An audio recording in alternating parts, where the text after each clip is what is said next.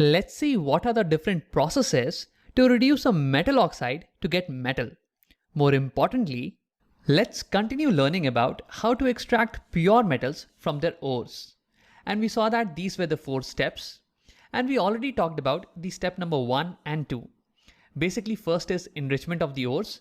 Here what happens is we take a metal ore and we crush it into pieces. And then we separate the metal compounds from the impurities.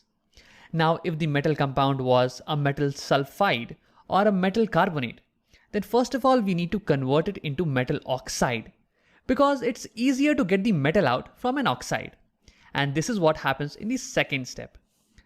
We saw that for sulfide ores, we use the process called roasting. Whereas for carbonate ores, we use the process called calcination to convert them to oxides. Now let's move to the next step, which is reduction to metal. See, after the second step, we got metal oxides. Now we need to extract the metal out of this, meaning we need to remove oxygen. And removal of oxygen is called reduction. So let's do that.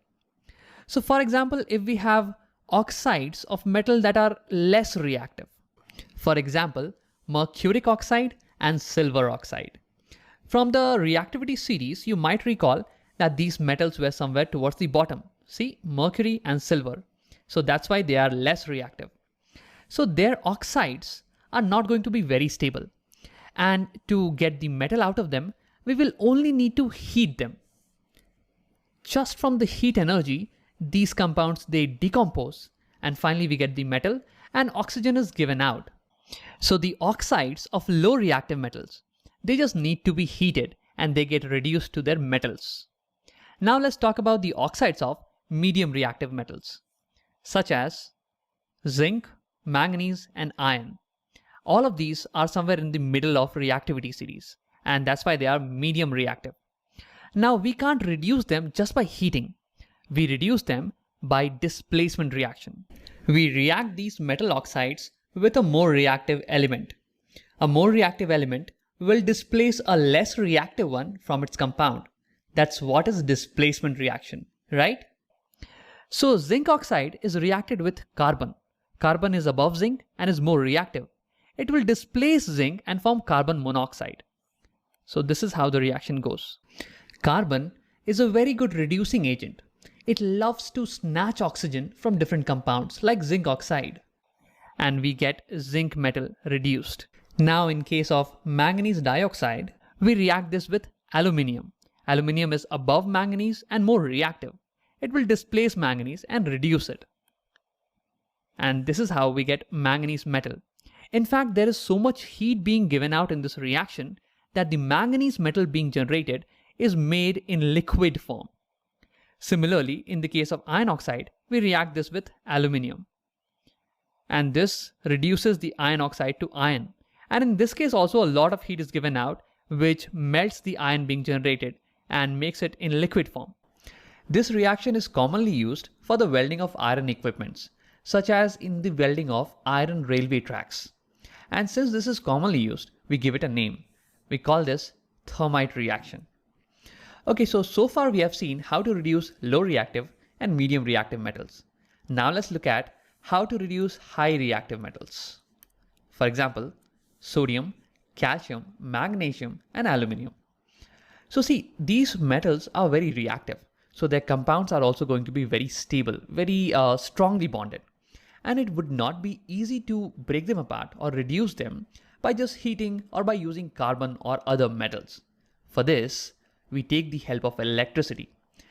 For example, if I take the compound of aluminium oxide, now I have to reduce this, meaning I want to take away oxygen. I want to separate aluminium and oxygen, right? So I will provide electrical energy and with that, they will break apart. Let's look at an example. So first of all, I will take aluminium oxide in molten state in a container, in liquid state. And the reason why I'm doing it is because after I have provided electricity, these will break into their ions. And the ions can easily flow in a liquid state, right? Now, to pass electricity, I will insert certain electrodes that will be connected to a battery. This is the positive electrode and this is the negative electrode. Now, once I pass electricity, the aluminium oxide compound, this is going to break into its ions. We will get aluminium plus 3 ions and ore minus 2 ions. Now the positive ion of aluminium, this will get attracted to the negative electrode. Over here, aluminium ion needs 3 electrons. It will take the 3 electrons from the negative electrode and will get converted to aluminium atom. And the aluminium atoms will get deposited on the negative electrode over here, something like this.